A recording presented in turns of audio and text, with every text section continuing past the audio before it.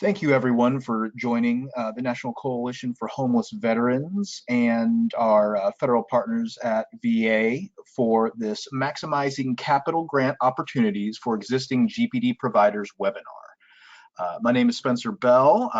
Many of you all may have been contacted by me to get you to attend this webinar and listen for these opportunities. We have Kathryn Monet, who is CEO of National Coalition for Homeless Veterans. She will be moderating with Jeff Quarles, Director of the Grant and Per Diem program, and his Deputy Director, Chelsea Watson, as well. So I want to thank you all for taking the time to attend, and wanted to go ahead and kick this off. Kathryn, would you be able to start us off? I sure can. I mean, first of all, welcome. Thank you everyone for joining us. We're here today to talk about the GPD Capital Grant opportunity. We at NCHV are really excited about this opportunity because we think it will be really great for providers who want to continue offering GPD, but want to be able to do that in a safer manner. And so we wanted to just share a little bit of perspective with you all and give attendees an opportunity to ask any questions that they may have of the Grant and Per Diem program. Spencer, would you be able to pull up my slides? Thank you. So I'm going to keep my remarks really very brief, right, to give folks the opportunity to ask as many questions as they'd like. And I know that some of you all may have attended prior events like this, but I would love if you all could maybe type into the chat, right, who you are, what organization you're from, and kind of what brings you to today's webinar. And if you've got any, sort of questions, right, the question box is the place that they should go. Next slide, please. So I think the first thing for everyone to know, right, is that the GPD program is still a really essential part of the continuum of services that help veterans exit homelessness. We at NCHV are really excited that Congress was able to make some changes to the Capital Grant Authority that would allow VA to resource efforts to provide safer, more dignified facilities for veterans as they exit homelessness. They did a couple of things that we'll talk about on the next slide, but I'm not going to dive into the details because Jeff and Chelsea are wonderful and they've already done that. If you actually go and visit va.gov/homelessness or homeless/gpd.asp, you can actually go and read the NOFO.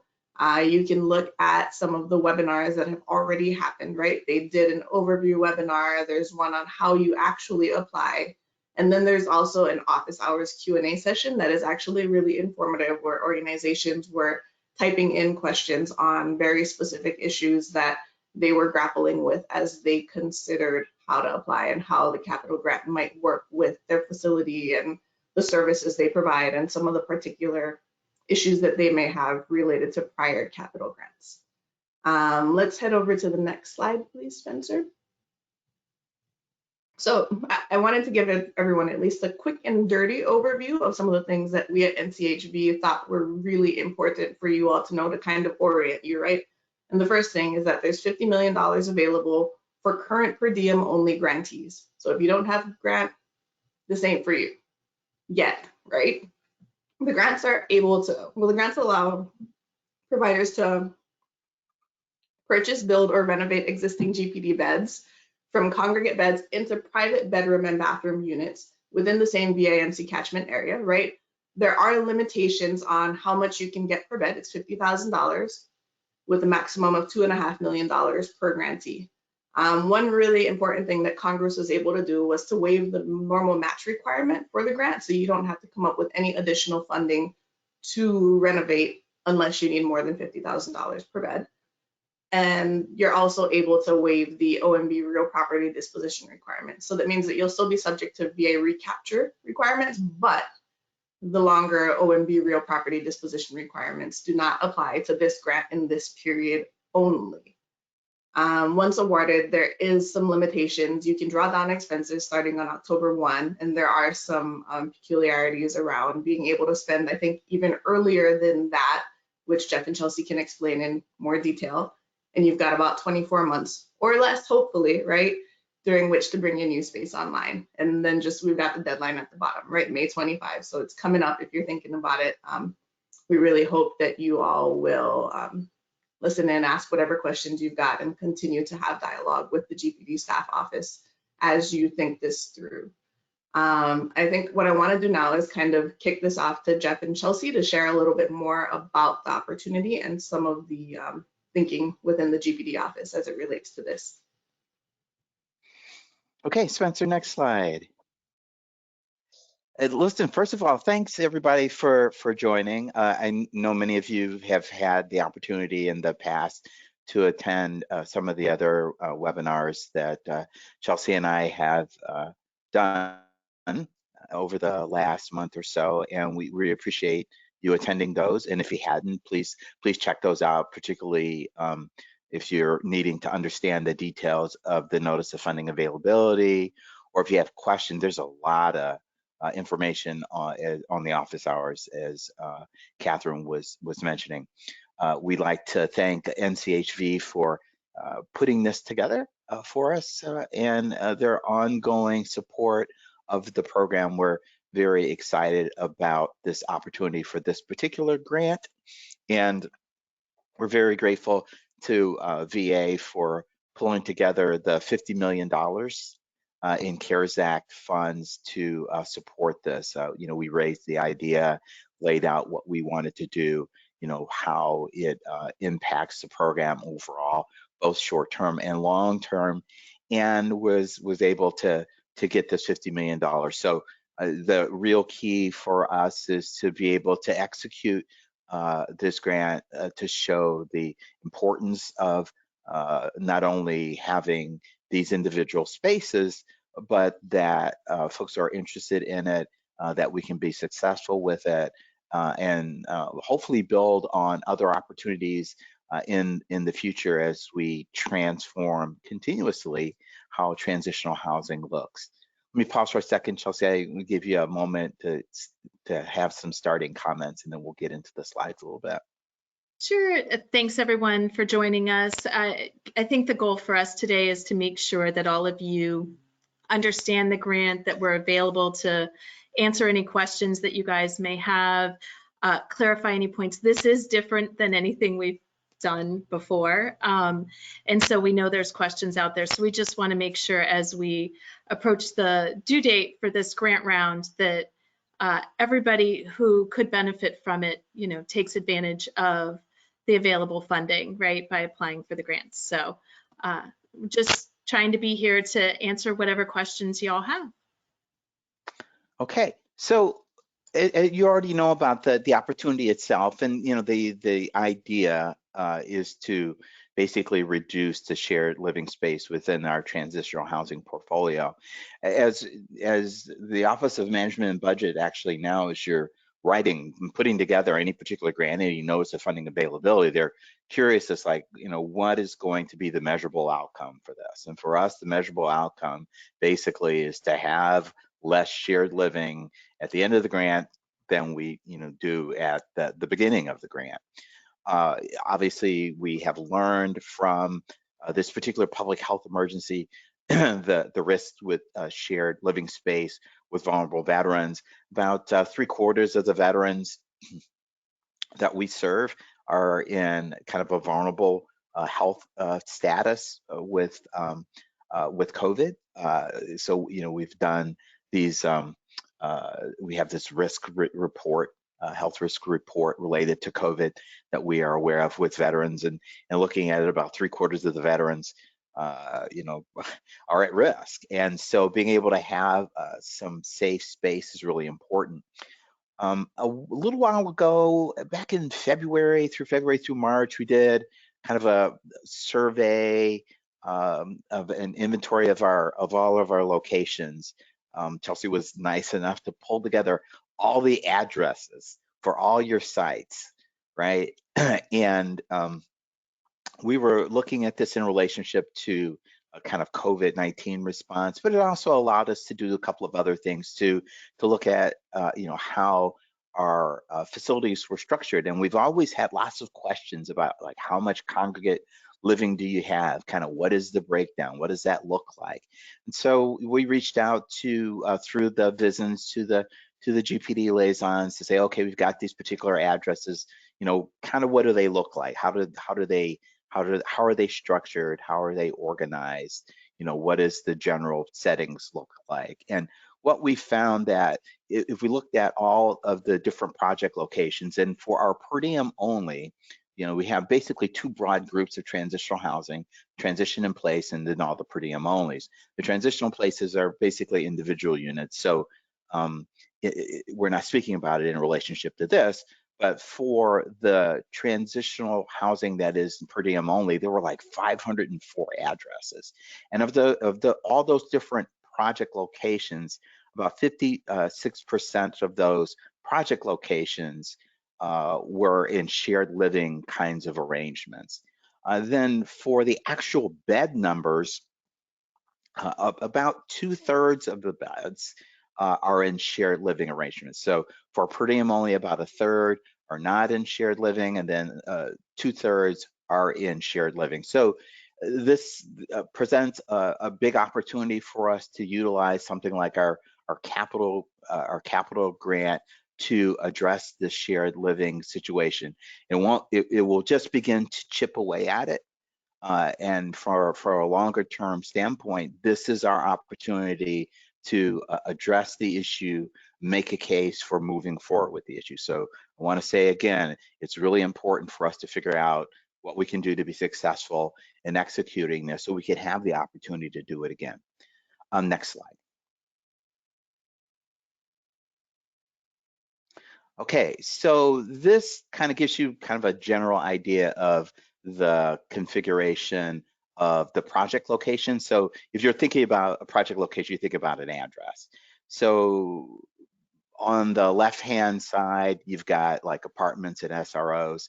And then from there, you'll have like small congregate, medium congregate, large congregate, very large congregate, extremely large congregate. And then we had a couple where there was some data missing or some other descriptions that people didn't feel like they fit any of the descriptions that we had. So most of the stuff that we have is in that small, medium, large, very large, or extremely large congregate settings. Also, all those settings are shared. People are sharing rooms together. Okay, next slide.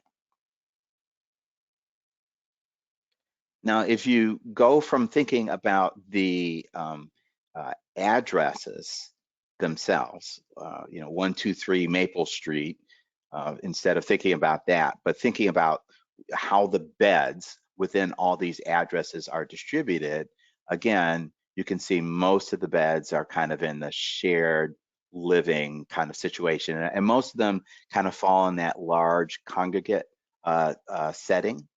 And that doesn't necessarily mean all the all the beds at that location are when we go back to the previous slide, that all the beds at that particular location are all GPD beds. They could have been non-GPD beds. When we're looking at our GPD beds, they fall in these settings that are in these particular groupings. And so most of them are kind of in this large congregate setting, and they kind of spread out from there.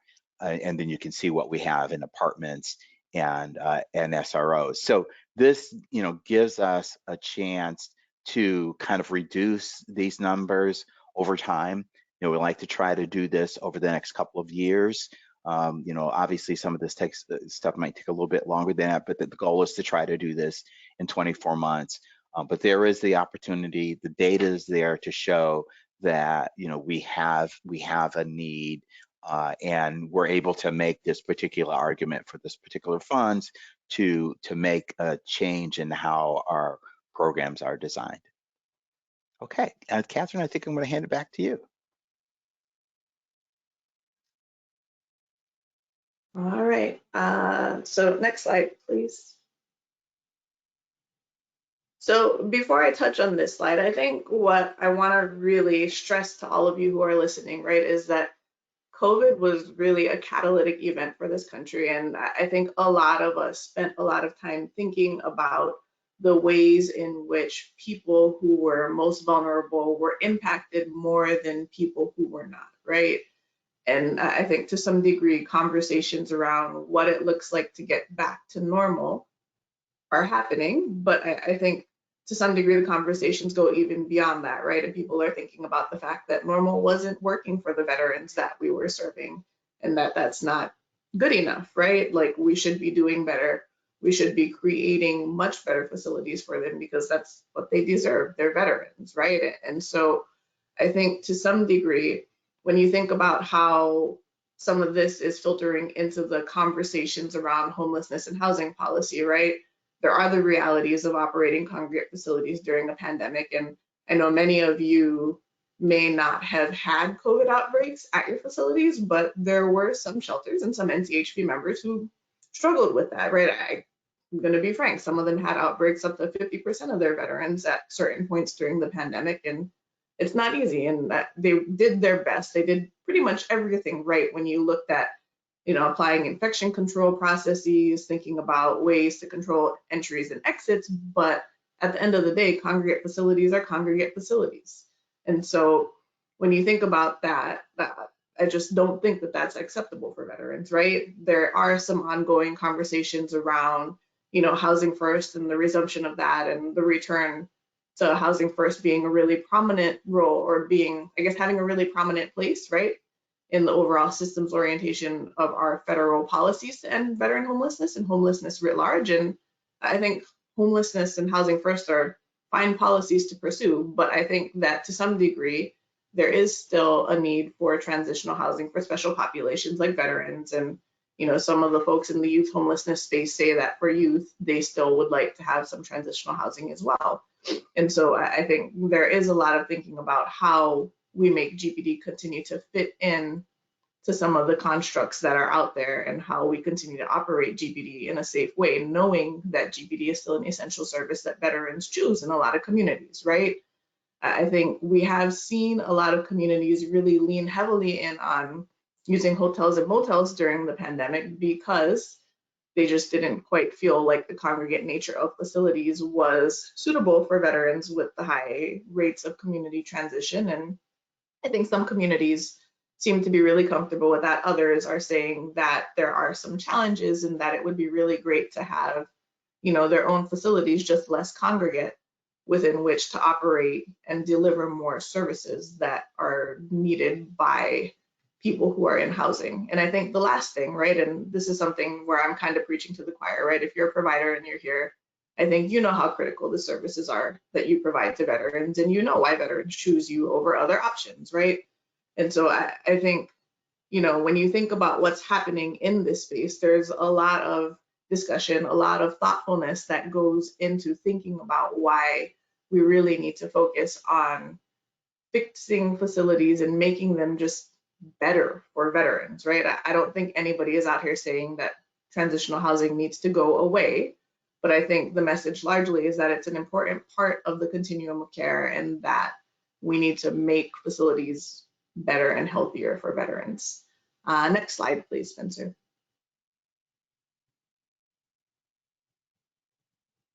So here's the thing, right? Like, as an organization, NCHB has been doing a lot of looking at how the numbers are playing out, right? If we know we've got $50 million and there are about 8,000 beds that need to be renovated, that's only enough funding for 1,000 beds if everyone runs up against their $50,000 cap per bed.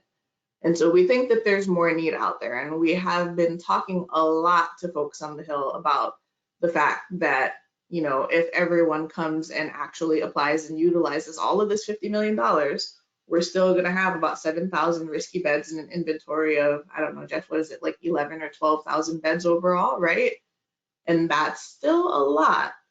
And so I think we have been up there trying to make the case for more rounds of capital grant funding to allow you all to have the financial support that you need to make these shifts, right? I don't think anybody is expecting that an organization is just going to go out and fundraise this all on their own. I mean, I don't think that I would be able to do that. And so I certainly don't think it would be fair to expect all of you to do that, right? And we have been talking a lot about asking Congress to extend some of these waivers But at the end of the day, right, our ability to get more funding does to some degree, I guess, rely on folks using the funding that's out there now, right? Or having a thoughtful process around what additional changes need to be made to make the funding more usable. So if you are an organization that is on the fence and is thinking about it, right, I think from my perspective, there are 5 really good reasons that you should consider an application, whether you're doing your whole facility or just part or something in between or what have you, right? And I think thing 1 is that veterans deserve dignity, right? Like, I don't know that I, as a 60 or 70-year-old person, would want to be sleeping in a congregate facility in bunk beds in close quarters with other folks. And I mean, the reality is that there isn't enough resourcing out there, and that's kind of the option that they're left with because that's what we provide, right? That's what we've got the funding to do. But I think COVID has presented us with a really great opportunity to do better and to give them more, right? To give them that dignity while we're still offering them the services that they need. And so I think that's reason 1, right? Is it's good for veterans. Thing 2, infection control challenges, right? I mean, being able to keep the veterans in your care safe, being able to keep your staff safe. I mean, I think COVID is one pandemic, right? And who knows what it could be next. There could be other things coming down the pike, and having a really solid facility would help prevent a lot of those challenges.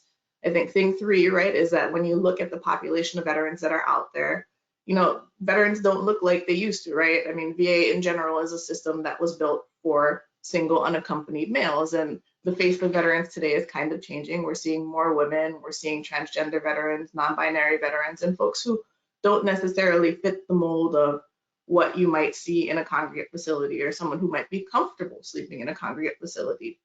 And having more individualized space might allow them to feel safer, might allow you to serve more populations of veterans than you were previously serving or attracting, right? I think thing 4 is that some veterans just need that level of privacy, right? I mean, I feel like we've got a toll-free hotline here at NCHV, and the number of times that veterans have told me, oh, I don't know if I really want to go to that shelter because it's very congregate and you're very close to your neighbors, or someone took my stuff the last time I was there. Like, if I had a nickel for every time somebody told me that, I would be a very rich person. And I think to some degree, giving folks the opportunity to have their own space makes your facility more attractive to them, right? I mean, veterans can choose GPD or SSVF or other resources. There are lots of ways for a veteran to go from unsheltered and homeless to being permanently housed. And so veterans they vote with their feet, right? And if your facility is not one where they're like, oh yes, I feel safe and I want to be there, they're not going to choose it. So if you're an organization that might be struggling with, keeping your beds full and keeping your numbers up, this might be a really great opportunity for you to make your facility more appealing to veterans who might be out in the community looking at their options.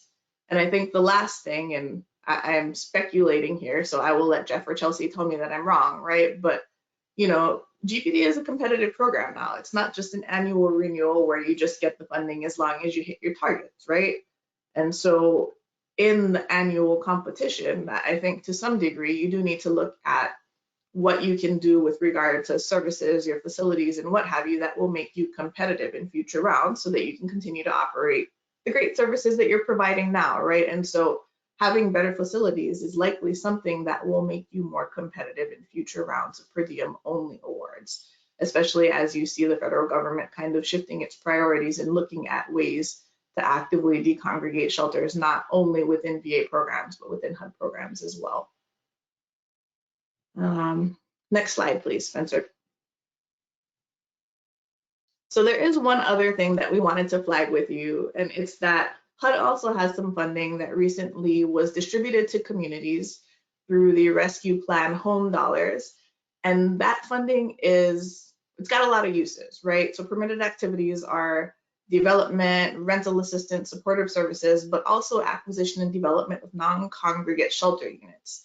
Now, HUD is still working on guidance on how communities can use the funding, and communities have to come up with a plan and figure out what they're prioritizing. So I think the one thing that I want to say to organizations who may be on the fence because you're looking at properties, but your $50,000 per unit isn't gonna cut it, or if you're an organization that might have a mix of GPD and civilian services and, are sort of mixed up in that regard, this might be a really great opportunity for you. And the details are still being worked out here in DC, but I think one thing that it's probably smart to do is for all of you to go and actually figure out who in your community has HUD home dollars, right? Because in some communities it's city administered and others it's state administered. So figure that out and like reach out to those people and start having conversations about what the need is and how that funding might help you provide better services to the veterans and potentially civilians in your care. Next slide, Spencer. You know what, I think I just went over that. I think this might be it for slides. What's the next slide? So I think that that's all I've got, right? I mean, this is a really groundbreaking opportunity. I want to make sure that I leave enough time for questions and answers because I think I see a couple of them in the question box. So I am going to let Spencer kind of dole out questions from the box to Jeff and Chelsea now. Sure. Now, either Jeff or Chelsea, whoever could answer this, we had a question. It was, are we able to include our ETH beds in the overall count for single bed space? Is that emergency transitional housing? Is that what ETH? I can only assume. Here, looking here, that is the entirety of the question from Rhonda Lloyd. So I guess the way I'm interpreting the question is, can they include some maybe non-GPD beds in whatever the new site is? And we actually talked about it during the webinar we did, but basically you'd prorate that cost. So if it's a non-GPD bed that's included in the site, you can do that. You would just have to prorate the costs, right, for the GPD beds, because our funding can only support whatever your GPD per diem only bed award number is. I'm hoping that answers it. I don't know, Jeff, do you interpret it any differently?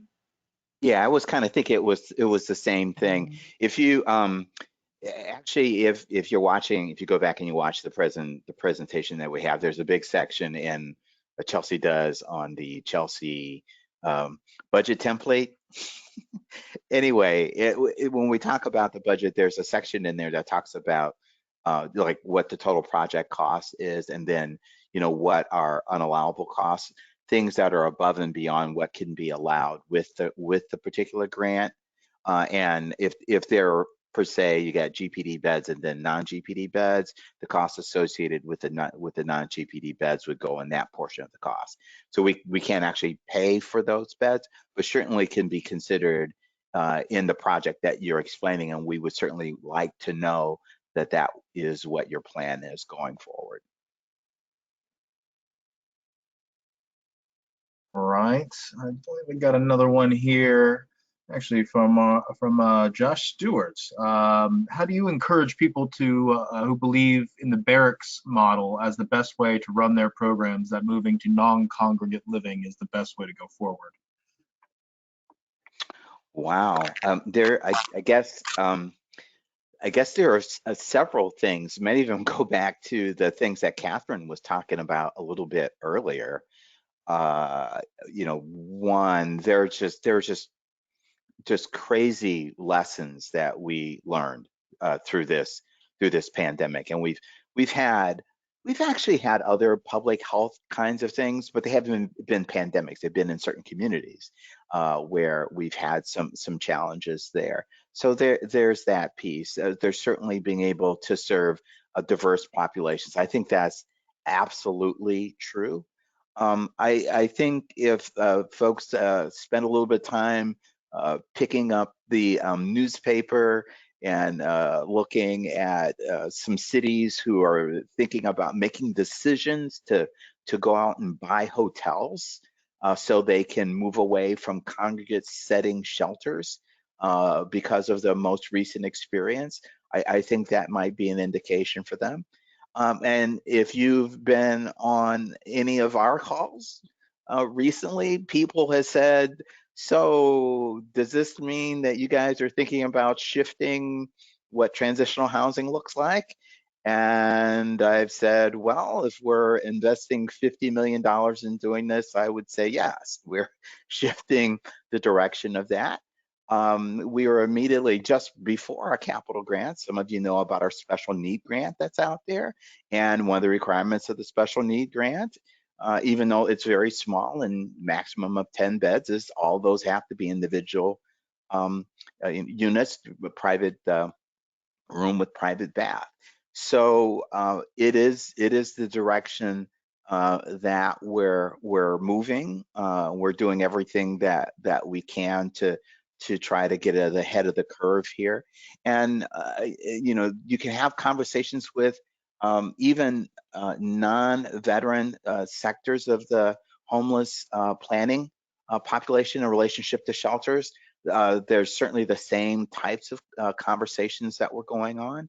I mean, frankly, we had thousands and thousands of veterans that we had to move out of congregate settings and place into hotels during the last pandemic. So during this pandemic, so I mean, there's just, we can just go on and on and on and on and talk about reasons doing it. If nothing else, you know, I can say it is the direction that we're going, and we're making every effort to make this successful. And you know, obviously we've been talking with NCHV, and they're certainly talking with Congress. And I know in our conversations when we've been asked questions about from Congress about what we're doing with the capital grant, they know what we're doing and why, and it's been received in a positive manner. So those are a few reasons to think about. I don't know, Chelsea or Kathryn, I don't know if you have other comments there. You know, I think Kathryn actually really nicely laid it out, right, on a couple slides ago, right, why folks should be considering this. I would have to imagine that for many of our grantees, their real practical experience of working with homeless veterans can show them why moving to these more non-congregate settings is a safer way to serve veterans. I think we are trying to incentivize the direction we'd like to go in the future, right? And so we've obviously done work to remove match requirements and property dispositions, and you know, making $50 million available. So VA, I think, is really putting it out there that this is a direction we'd like to go. So yeah, I don't know, Kathryn, do you have anything?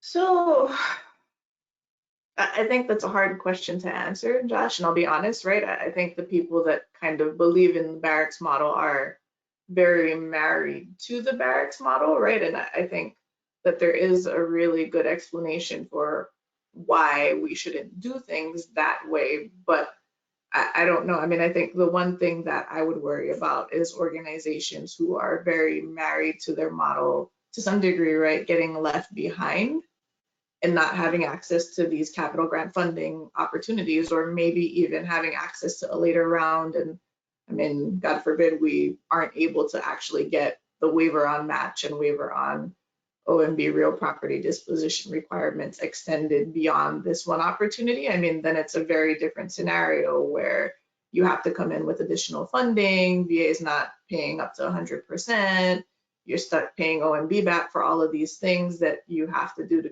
continue to operate your program, when in fact you could have gone an easier route if you had done it the first time and like in the first go. So I think there are some obvious incentives, right? But I can't force any organization to do something that they're not interested in doing. Yeah, I think, you know, the other thing I was thinking about as you guys were talking is just if I'm sitting in a chair strategically trying to plan for, you know, kind of what's going on in my community and trying to understand the direction in which they're going, you know, so much of, you know, what the lifeblood of organizations are, you know, has to do with, you know, kind of referral patterns and how, you know, what veterans are choosing. And if they're sitting and they're looking and they're, you know, and veterans choose with their feet, which which I'm glad that they do. And if they're having the opportunity to choose, well, I'm going to sleep in a barrack or I'm going to have my own room, you know, a lot of veterans are going to make that particular choice. Communities are also kind of think about that too in relationship to, you know, kind of referral patterns as well. If they have opportunities, if communities are thinking, wow, you know, we need to move away from congregate kinds of settings to serve unsheltered veterans, then they're going to support and refer veterans to those locations. And so, you know, obviously, like you're saying, there's philosophical choices that people make around, you know, ideas like, you know, barracks types of setups, but they also have to kind of think about strategically, you know, positioning their program for the future, and I hope they consider that going forward. We're certainly happy to have those conversations, and one of the things I didn't mention earlier, and this is a little bit off topic a little bit, but I wanted to put this in perspective a little bit with regard to the fact of how big a deal this is. So there's never been a capital grant in which there was no match that we've ever had. That's never occurred. And when I was talking to Chelsea a little bit, trying to go back, because she's been in the office a little bit longer than I have, this is, as far as I know, this is the largest capital grant we've ever had. So this is like a big step. I mean, this is a big investment. You know, this is a big reach, and this is an important pivotal time for all of us in looking at the future of what we're doing, and I'm hoping that we're able to capitalize on this opportunity, all of us, and we're certainly wanting you to be successful in those opportunities. Spencer, anything else in the chat box we got? Another question. Just one moment. Trying to find the question again. Okay. If we have all single occupancy rooms and are functioning, are we functionally ineligible for this NOFO, or could we improve the safety of each room, i.e. the individual rooms have showers across a hallway? We are looking to acquire a new facility to provide safer individual living spaces for the most vulnerable, but our number of individual rooms wouldn't change. So the requirement, the end outcome for the grant is to create both individual bedrooms and private baths. It's both. So if you have a situation in which you have, you know, shared showers and you're making a conversion, right, where you're going to end up with is individual rooms and individual baths, then it would be eligible. Now, what I will say, again, it's a competitive grant, right? So the other thing, if those of you have looked at the application or even read the NOFA, there's a section in there that talks about, you know, how many veterans you got in rooms with, you know, so many veterans, right? We're looking there to try to figure out how much risk we can reduce there. So, you know, obviously we're trying to measure out, you know, what the need is and what the risk is and how much of that we're going to reduce. So that will also come into play as we're making a decision. But to answer your question, if the conversion that you're doing creates both an individual room with a private bath that didn't exist before, because before, let's say you didn't have private baths, you got shared baths, then it is eligible, but it's not reducing as much risk as somebody, let's say, who's got 5 people in the room and the 5 people share, you know, one bath, if that makes sense. Chelsea, anything you want to add to that? No, I think actually that explains it. Okay. I had one here about change of scope, and I think I may have heard it in your office hours as well. they have a certain amount of beds, and 17 of those beds are at one site, another like 40 or so at another site. They would like to have more beds at their smaller facility when creating single living spaces. Can they change the number of beds assigned to each location, keeping the total number of beds the same? If so, would this require a change of scope? Yeah, you can, I mean, grantees can request to basically shift the beds per location. I'm assuming this is a case where somebody is maybe wanting to apply to update a portion of their beds, but maybe not all of their beds. That would be my assumption. So that's something that they could lay out in their grant application, that if the renovation required that there be less beds at one site or more beds at another site, as long as there's not a net increase in GPD beds, we should be able to work with that. Operationally, right, services have to be the same, and supervision and all of that kind of stuff. But assuming all other things equal, we should be able to work with that. Yeah, I mean, and the other thing that could be happening, because we might have given this example during one of the presentations, where you might have multiple sites that are congregate, and you're going to go out and buy one site that's all individual units. So I mean, this could play out a number of different ways. That's why we have this caveat, I think, that's in the NOFA that says we cannot, there's no way that we can figure out every potential a configuration that might come up. But the point is, if you're trying to make this particular change to come up with these individual units, there's ways to work with it in the way that you're describing. In fact, I mean, even if we weren't doing a capital grant, you could propose that kind of change of scope without even applying for this particular capital grant. All right, we have another one here. They're actually asking you to speak more towards the bedroom and bathroom not needing to be attached. If there was any way you could provide like a type of example of that, or like a possible layout. So I think that's just speaking to because there's a provision in the NOFA that talks about, is it 120 or 150 square feet?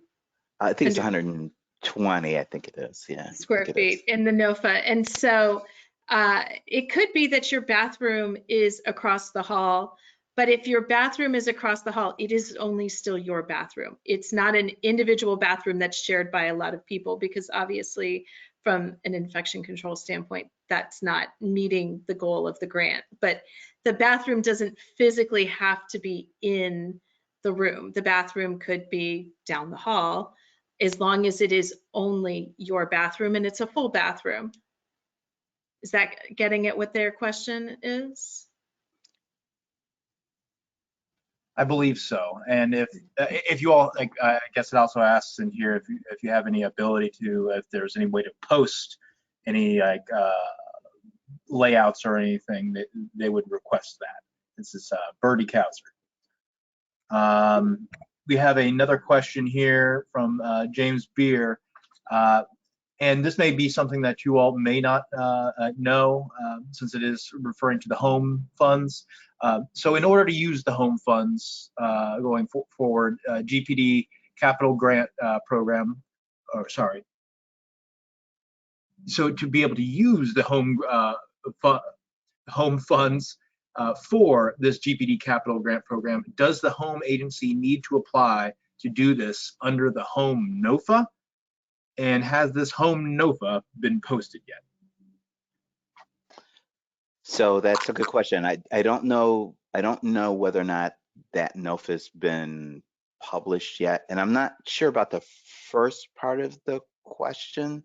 So for us, basically, you're making an application for the capital grant to let's say you're going to renovate a particular property to create these individual units, and it sounds like folks are thinking about, using some home funds to be able to, let's say, bridge the additional costs that may be associated with it beyond either the $50,000 per unit limit or the $2.5 million limit. So there's like two guardrails there, right?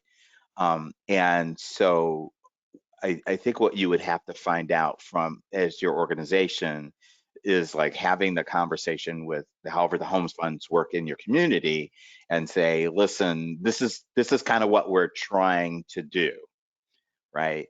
What would we do to make application to allow this to happen if this is how your community is going to utilize funds to create non-congregate sheltered living. I think that's the answer. Kathryn, do you have any other information beyond that? Because I'm thinking that because we've had capital grants before in which people had home funds, and what we've always said to them is like, if you have home funds, what we just need to know is some assurance that you've got it, right? That's and that you're following their rules, because we don't govern how those are applied. And conversely, you need to make sure that what you're doing with us is allowable for them, right? Because you don't want to get in trouble with either one of us. that would be a problem. So I think that that's fair, and I think, James, to answer your question, as far as I know, HUD hasn't issued any guidance to communities on what exactly it is that they need to do, because I think the restrictions on the rescue plan home funds are a little bit different than they are for regular home funds. And so I think they just put the money out there, and as of Monday, which was the last I heard, they were still working out some of that guidance to go to communities. So I think it may be a longer process than you've got in terms of actually applying for your GPD capital grant in this round, right? And so I think that that's why I'm kind of recommending that the thing to do is to go out and at least talk to whoever in your community is administering home funding, right? To get a sense from them as to what priorities they've already got in mind and whether they might even be open to adding this to the laundry list of priorities that they're able to fund with whatever home funding they're gonna get or have gotten, I suppose.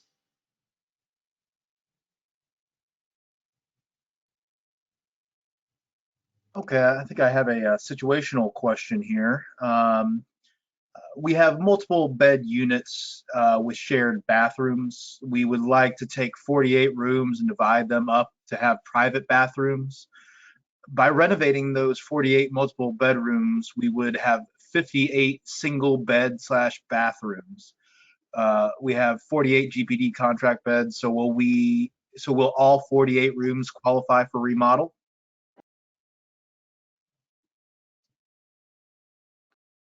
So I want to make sure I'm under. You want to read through that one more time? Sure. Oh, you want to make sure that we're answering the question correctly. The question starts out: we have all multiple bed units with shared bathrooms. Okay. We would like to take 48 rooms and divide them up to have private bathrooms. By renovating those 48 multiple bedrooms, we would have 58 single bed / bathrooms. We have 48 GPD contract beds. So will all 48 rooms qualify for remodel? Okay, so it sounds like they have additional beds beyond the 48 that would fall under the model, but 48 of them are GPD beds, right? So I think it goes back to what Chelsea was talking about a little bit earlier, if I'm hearing this correctly, that the GPD portion of the project that relates to all the 48 beds and those associated costs, which would be creating the individual rooms and baths and everything that's kind of associated with creating that, would be allowable up to the $50,000 per room, up to $2.5 million. The costs for beds that are outside of that are beyond the GPD beds would be non-allowable costs. And if it's the total project is there, let's say the total project ends up being, I don't know, $3.5 million, and 2.5 of it is actually GPD. You know, you've got $1 million in costs that aren't allowable, and what you end up having to show in your budget is kind of like, well, you know, where's this other $1 million coming from? Well, the project can be done, otherwise the project won't get done, if that makes sense. Are you hearing the same thing, Chelsea? I am, and I guess the other thing I'd say is if you have just a very specific granular issue, you can also reach out to us, right? If we have to get on the phone and kind of talk it through, we can do that if you feel like what you're doing doesn't fit the mold. But yeah, I would have interpreted it the same way you responded, Jeff. So if it's different than what Jeff's saying, I guess then maybe reach out to us and we can kind of talk it through.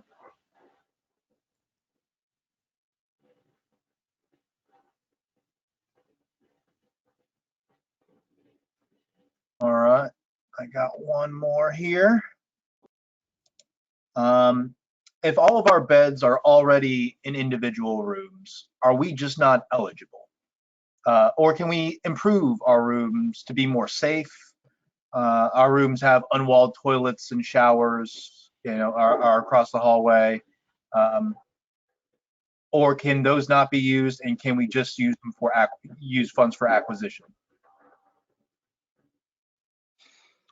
So again, when you're looking at the application, the idea again is not basically improving the condition of your current GPD program, like, you know, upgrading bathrooms and replacing floors and improving the HVAC. That's not the purpose of the grant. We actually had one of those back in 2013.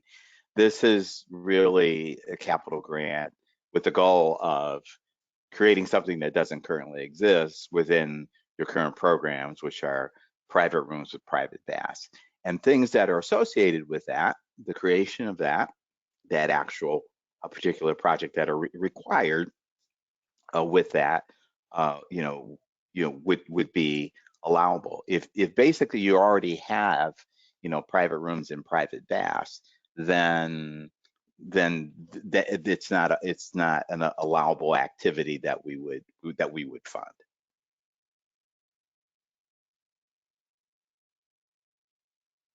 And would speak to us revisiting the rehab grant that we did in 2013.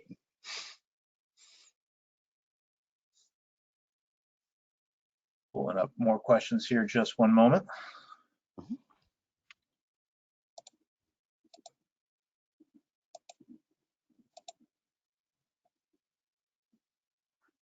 Okay.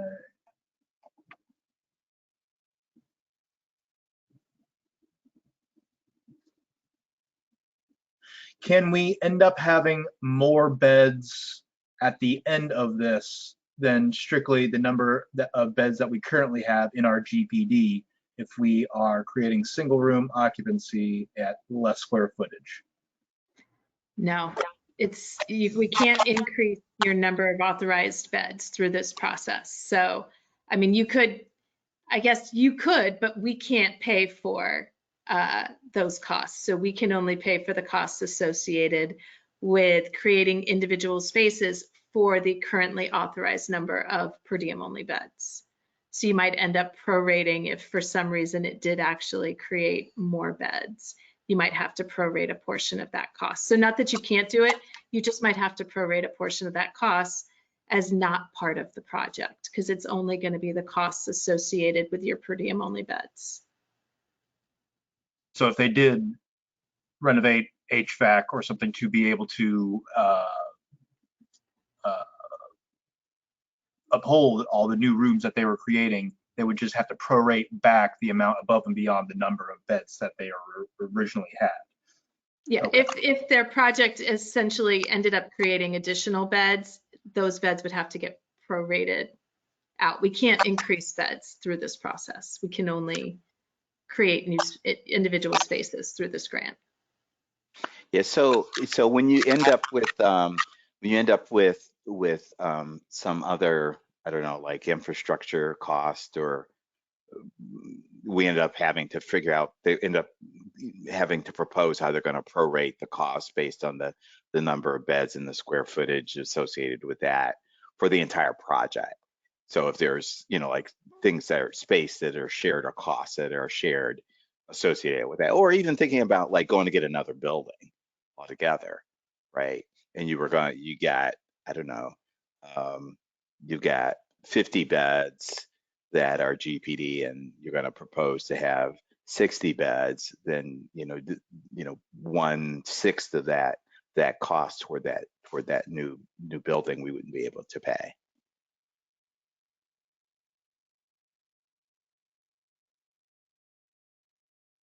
All right, I'm not seeing any further questions. This is, you know, a final opportunity to get one last question in if you have one. Well, in this less official aspect, you can ask Jeff and Chelsea now. Just put it in the question box on the bottom right of your screen. Does anybody have any other closing remarks? Sure. So first of all, again, Kathryn and Spencer, thank you for pulling this together. Actually on short notice. I know we kind of pestered you guys, and you, as always, you were so responsive, and we really appreciate the opportunity to come and meet with potential applicants today and our partners in the community. It's always good to talk with folks. We appreciate that, not only the opportunity to have the conversation, but to offer this particular grant, which, you know, we believe will help shape the future of the program. And we look forward to many of you applying by May 25th at 4 p.m. Eastern, not 1 minute later than that. The system will time you out and lock you out, so please be sure to be on time. And if you have questions, be sure to email us at gpdgrants@va.gov. That's gpdgrants@va.gov. Chelsea, I don't know if you had any parting comments. Just thank you to Kathryn and Spencer and all of you who attended the call today for your interest. You know, please reach out if you have questions. We're here to help you kind of navigate your options for this grant. So thanks, everyone. So I guess that's it. It's up to me to close, right? I think I just appreciate everyone's time in coming here today. And Jeff and Chelsea, you've been wonderful, right? I mean, you all turned around a capital grant in no time, right? Based on when Congress gave it to you. And I think I cannot understate how impressed that I am with your team and your ability to kind of make some of these things go from law to like a reality, right? We're veterans and providers across the country. So I think I just want to let people know that we at NCHV are really excited about this opportunity. We hope that all of you, you know, take this in stride and really think about whether this will work for your organization, or quite frankly, how to make it work for your organization, because this is truly like a once in a lifetime, like hardly ever, rarely, very almost never happens, right? Like I cannot say enough how rare of an opportunity this is. And I hope that all of you will take this seriously and, you know, utilize this opportunity for veterans in your communities. I think that's all I've got besides thank you. Spencer, I do have a poll here that I forgot to do at the very beginning of this session. So for those of you who are still here, if you would like, we are going to launch a poll to just see if any of you are actually considering the opportunity or have more questions or not. So I think that's it. We're going to end with the poll. And thank you for your time.